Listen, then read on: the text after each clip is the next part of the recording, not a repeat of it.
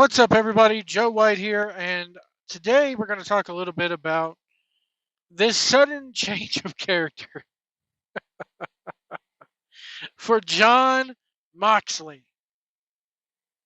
the guy who criticized CM Punk for not watching any of the Rocky movies. We find out, according to Brian Alvarez, now Brian Alvarez can be totally full of crap here, but we know Brian and Brian Alvarez and Dave Meltzer. They talk to these guys, they text these guys, they're buddy buddy with these guys behind the scenes. They know what the deal is. And if I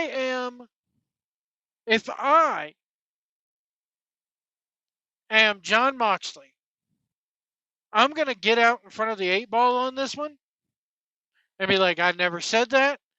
I never did it. Why would I do this? This is morally wrong to base a character off of a movie character like this. And well, let me just play the clip. This is from Wrestling Observer Radio yesterday. I believe it's yesterday, or maybe even the day before, where they're talking about Moxley's new character and what he's based it off of. And Mike Sempervive, who is Brian Alvarez's co-host, you'll hear him ask Brian, I wonder what movie he's basing this from. Because Moxley loves to base things off movies. But here's what they had to say. Play the clip. What did you think about Jon Moxley unleashing Marina Shafir on the... We talked about that. The backstage guys, though. We talked about it. Well... I mean, the backstage actors very good, were beyond... It was because of the actors in the back. They were so horrible. I mean, my God. What movie did Jon Moxley watch? I actually know the movie you watched. What is it? Because there's going to be things that are going to have to be explained if this is going to be one of those we're taking it from legitimate movies and weaving it into wrestling, because Romper Stomper, Australian cult classic, 1992. He was playing Russell Crowe in what he was doing. So, Romper Stomper. Now, I've heard of the movie before. It's one of Russell Crowe's very early, if not his first film. But for those who are unfamiliar with Romper Stomper, it's not exactly the movie that I'd want to be basing a character off of. Because according to Wikipedia, here's another valuable source of information, Wikipedia. Romper Stomper is the 1992 Australian drama film written and directed by Jeffrey Wright. In his feature film directorial debut, Jeffrey Wright has gone on to direct many things over his career. The film stars Russell Crowe, Daniel Pollock, Jacqueline McKenzie, and Tony Lanugan. I'm not even going to... And it's got Colin Chin in it. The film tells the story of the exploits and downfall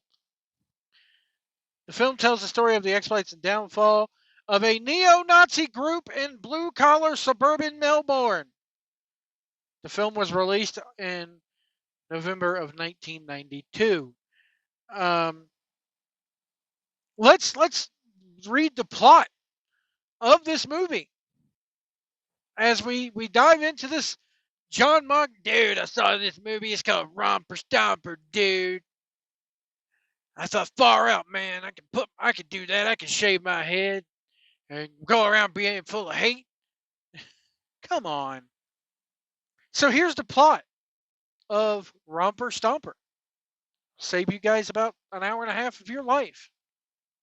A gang of violent young neo-Nazi skinheads from Footscray, Victoria, Australia, attacked 3 Vietnamese Australian teenagers in a tunnel at Footscray Station, brutally beating 2 of them.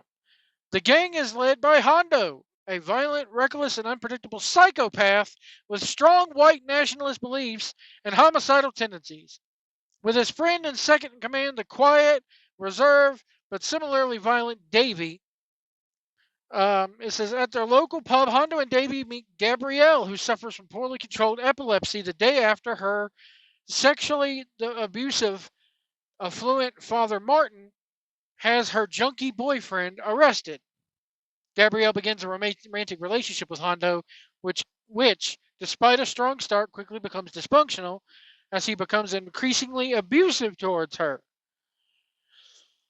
So, and that's just like the first part of this movie. So, I mean, come on. Dude, I saw this movie called Romper Stomper. I could play Romper Stomper. Hey, I'm gonna change my whole character, man. Instead of the Mox man, I'm gonna be Romper Stomper. It's gonna be my name. It's gonna be my new name. He already has new music. He's going all in on this. I mean, I believe it that he probably saw this movie. He's like, dude, I could play a goddamn skinhead, man. It's gonna be rad. It's gonna be going through glass. I'm gonna pull a Charles Manson karma swastika in my head, dude. Do they not think? Do they not think before they let the media know where their inspiration comes from? I mean, come on. Come on. Or does Alvarez, if this is totally untrue, does Alvarez go, up? I know what he's doing. He's playing that skinhead dude from that Australian movie back in the day. How is this good publicity? And if this is not true, if this is totally false on Moxley's part, Moxley needs to get ahead of the 8 ball and be like, no, I'm not portraying a skinhead. No, my inspiration did not come from this racist movie. Because if people find out, if all friends wrestling, wrestling is for everybody. We're all inclusive. We don't discriminate here at AEW. If they find out that if this is true, oof. Oh man, the woke mob isn't going to like this one, to quote Deadpool. The woke mob is not going to like this one. I mean, I personally would not sit there and watch Romper Stomper and then go, I bet you I could translate that into wrestling. Not to laugh at it. I mean, there's nothing funny about neo-Nazis and skinheads and their beliefs. There's nothing funny about that. There's nothing funny about being a fan of Hitler. It's just not. But it's when you sit there and go and watch a movie like that and you take inspiration from that and entertaining, no, not in this day and age. Not with your audience is the woke mob. This will get them riled up. This is stupid. This is just plain stupid. Let me know what you guys think in the comments below. Is Jon Moxley getting his inspiration from Romper Stomper? Is Alvarez making all this up? Even if he's not making it up, and he did tell Brian Alvarez and Dave Meltzer, dude, I saw this movie called Romper Stomper, and I'm like, man, I can make a kick-ass wrestling character out of that. Should Moxley get ahead of the 8 ball and say, no, I never said that?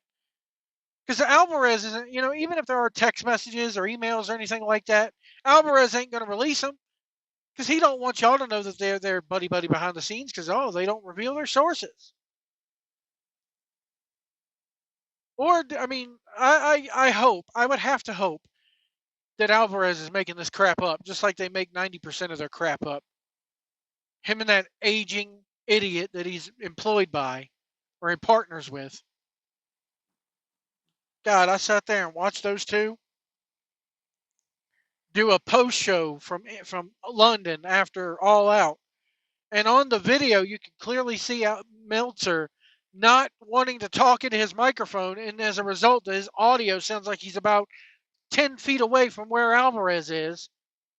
You think you've been doing this, how long? 50 years, Dave? You learned to talk into a damn microphone. You aging Neanderthal moron.